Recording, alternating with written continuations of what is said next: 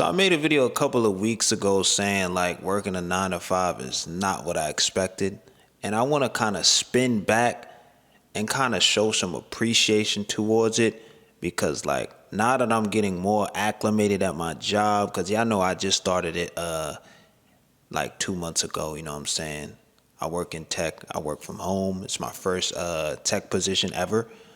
And at first I was like getting accustomed with the schedule and things of that nature. But now I'm kind of getting acclimated. I'm feeling good. My confidence is starting to build up. So like it's becoming an easier position to get, which I guess I'm getting used to it, you know.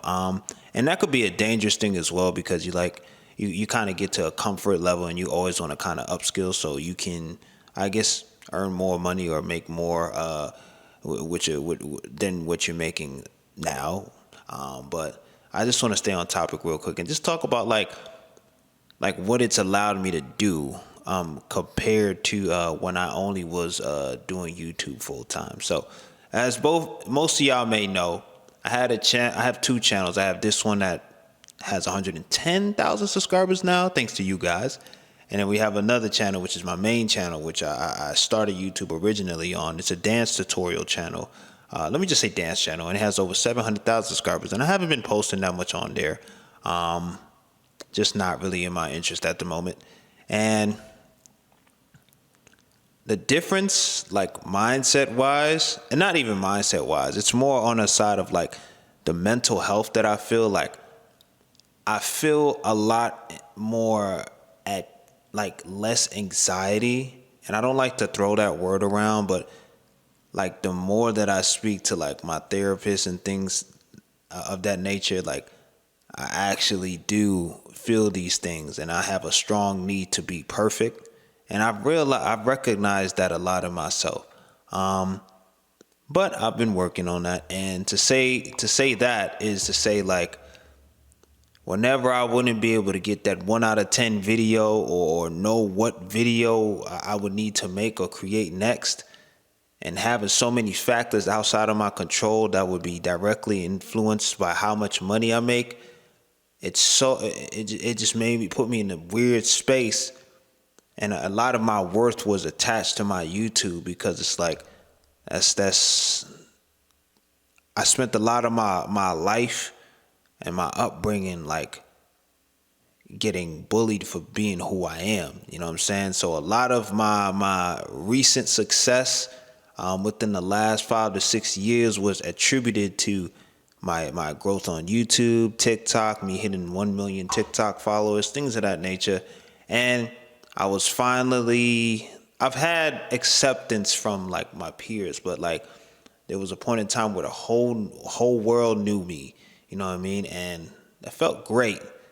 But then it didn't feel so great at the same time because like I'm like, did people like me for me or they only like me because I was doing a dance that the whole world was doing and I was teaching them it? You know what I mean? And it kind of made me a little depressed. I'm not gonna lie because I'm like, yo, bro, I know this wave is gonna stop soon, and I wanted to teach dance. I wanted to teach dance through the YouTube channel, and it was not picking up the way that I wanted to. The only dance videos that was doing well was the ones that everybody was doing. If I covered like the sturdy dance, and I always say this in my other videos, if I covered the sturdy dance, because at a point in time everybody was getting sturdy. Y'all probably recognize me from that video if y'all don't know who I am now. I was teaching the whole world how to see walk, get sturdy, club dance move, popular dance moves, and that's all they wanted to see. Whenever I would make a genuine tutorial that I was actually interested in, like how to do a backflip, how to do a kip up, how to do a flare, how to do a windmill, how to coin drop, like nobody would listen. So it kind of like put me in a weird spot because it's like, do they really care about the content that I'm putting out? They only cared about like what was trendy. And then it put me in a weird place because I'm like, yo, like this, I started recognizing like, yo, this is not sustainable because I'm kind of going off of luck. Like no matter disregarding the fact that I had 12, 13 years on the platform on YouTube, like if you're not willing to adapt and do the new thing, which is shorts, especially for dance content, you're gonna get left behind 9 times out of 10, because a lot of people who have more subscribers than me, who are in the dance niche, are getting less views than me. And a lot of the successful channels now that are in the dance niche are in like the K-pop, the shorts dance niche, and it's just something I'm not interested in doing. And I was okay with accepting that, because I created short form content before, and it's just really not my style. And since I wasn't willing to do that, I accepted the fact that, hey, this might be it for my YouTube channel, because anything I do, I would try to get creative. I would try to do reaction videos, but that would get copyrighted because of music. I would try to do different things. You know what I mean? I even tried doing talking head videos like this on my main channel, and they flopped, even though I have 700,000 subscribers. So I'm just like, yeah, that gave me confirmation that people don't actually watch me for me. They only watch me because I was teaching like a dance that was viral at the moment, that was trendy at the moment. So then I saw my money decrease, because there was a point in time where I was making $15,000 to $20,000 a month at the peak of the getting sturdy trend. And then it just went on a sharp downhill afterwards, and I never was able to recover.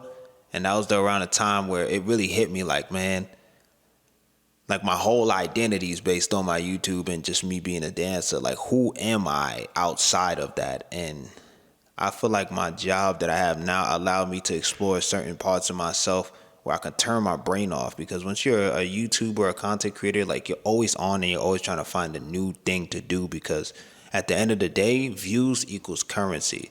And if you're not able to grab that attention or get someone to watch your videos, you're not going to get paid. And I have bills, I have rent and things of that nature.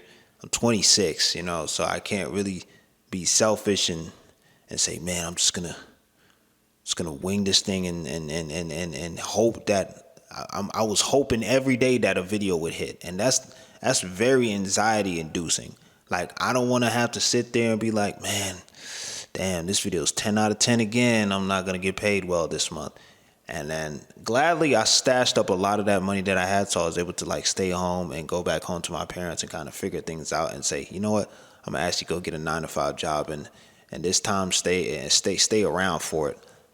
Because I was one of those people that kind of quit my previous job to pursue content creation full time, and it didn't work as expected. And it's my fault as well, because I wasn't willing to do whatever it takes, and I'm well aware of that.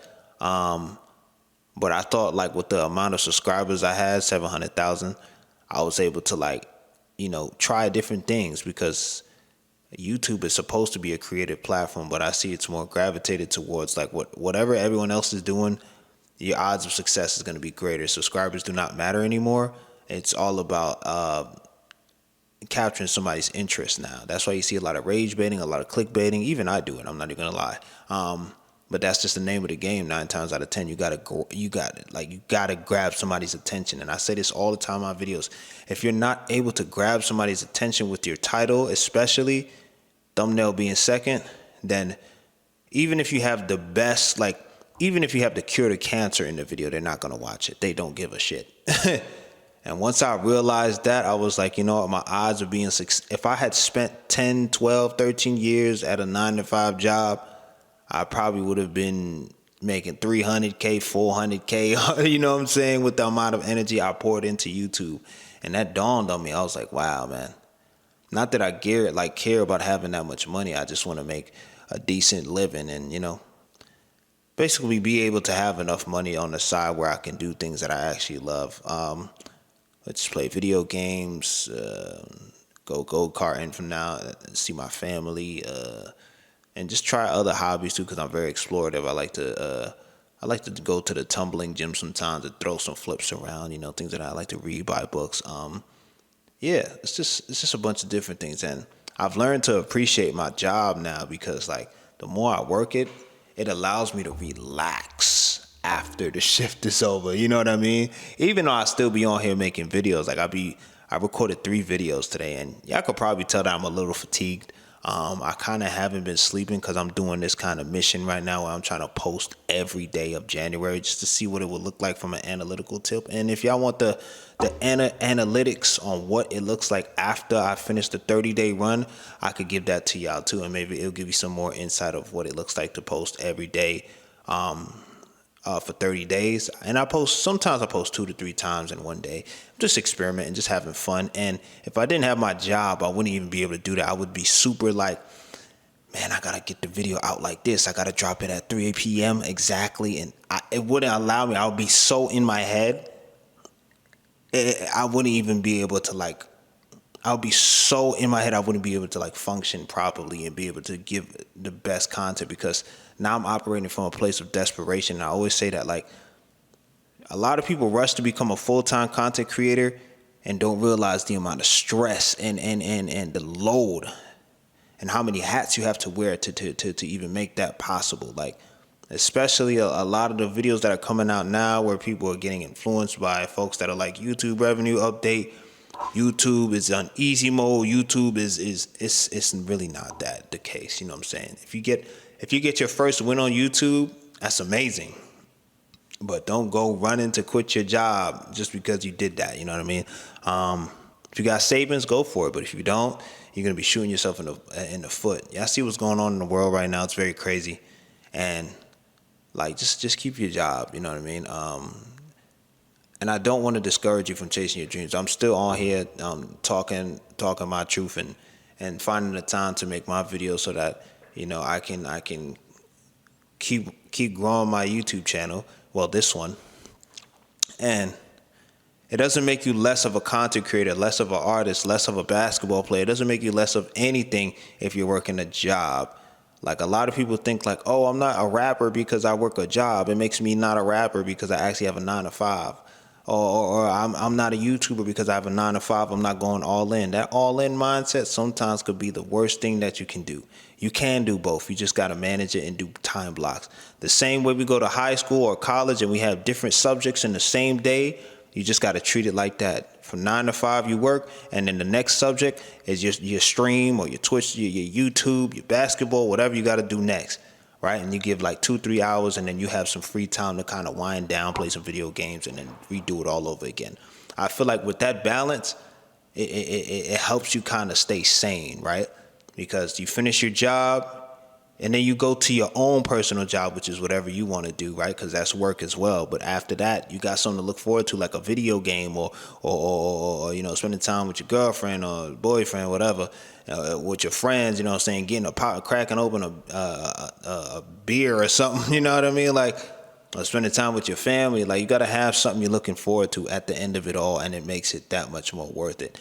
I know we would rather much spend our time, you know, just doing that at all hours of the day, but unfortunately we don't live in that ideal world, and I hate to be that person because I wish that for myself too. And it was when I was a full-time content creator, I had a lot of those opportunities to do that. I was able to travel and, you know, be outside and meet friends and things of that nature. But now it's more of a structure, you know. But I'm still able to travel because my job is fortunately very fully remote, so I can just take my laptop anywhere, and not anywhere, but within the states that the job operates in. But if I need PTO, I have unlimited, so I get paid while I'm off.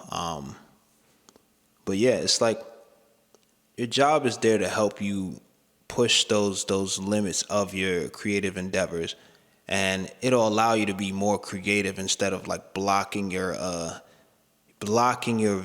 goals. Because when you in a place where you are just doing it all in, one or two things can happen. You don't care that shit could crash and burn, and you just say, hey, I tried my best, and you know what I mean? You just very experimental and you did everything that you could. Or number two, which is something like what a lot of people do, including myself, is that you copy everything that you see is working, or you end up doing the same thing that kind of breeded the first viral hit that you've did already, and you just kind of keep recycling that same concept, because it's like now everything everything in your life revolves around the amount of views you get. So you got to guarantee those views by making sure that you kind of be very particular about what you're posting. You kind of don't allow yourself to have that wiggle room to explore anymore, and that's what made you get that first hit. And it's not an easy thing to do. But yeah, I'm not gonna make this a long-winded video. I just want to say, for those who are working a 9-to-5 job, and are doing content creation or pursuing another endeavor on the side, keep doing that. You know what I'm saying? You don't have to quit. And for those who have quit their job or don't have a job at the moment, you don't have to quit your job to pursue, your dreams. Like, that's not necessary. If you have savings, like I said, and you have you can fund your life where you don't have to work for some time, go for it. But if you don't have anything, if you have zero, you on overdraft, don't do it. It's not worth it. You know what I mean? Sometimes people need that Titanic moment where that Titanic moment where what is it called? The ship sinks. I don't know why I can't talk. I'm kind of tired. That's probably what it is. But some of us need that Titanic moment where the sink ships, and that's when we kind of find out, oh shit, I should have been doing this this whole time. You kind of get that epiphany, that sink or swim mentality. Some of us need that, but a lot of the times it could be avoided. Like, we don't have to put ourselves in shitty situations in order to make a come up. You know what I mean? And I feel like a lot of us do this rags to riches thing. Like, we force it, especially when we come from fortunate backgrounds. We're like, oh man, I got to put myself in a dire situation so that I can grind harder. It's like, nah, you don't need to do that, bro. If you really wanted that goal, it don't matter what kind of position you was in, you would still get it at any means necessary. It's just about the why you want to do it. I feel like your why is going to carry you throughout. Like, I'm tired as hell right now. Like, I feel like I barely slept. And you guys can tell by the tone of my voice. Like, it sounds very raspy. I don't know if it's the mic, but you can tell I'm not off the walls like I usually am. But, I'm tired, but I'm still here making these videos. I made 2 videos today, including this one, so this is 3. And yeah, man, I just want to give my 2 cents on the whole matter. And guys, it's 2025. Pray for LA, you know what I mean? Apparently there's a fire in the Bronx. I don't know what's going on in this world today. I'm not gonna lie. It's looking real dystopian right now. It's looking like a Fallout video game. I'm not gonna lie. But be safe out there, and yeah, stay up. Let me know your thoughts on the matter. Let me know if this microphone sounds crispy. This is probably the 3rd time I'm asking this question in this 3rd video. But yeah, y'all be good out there.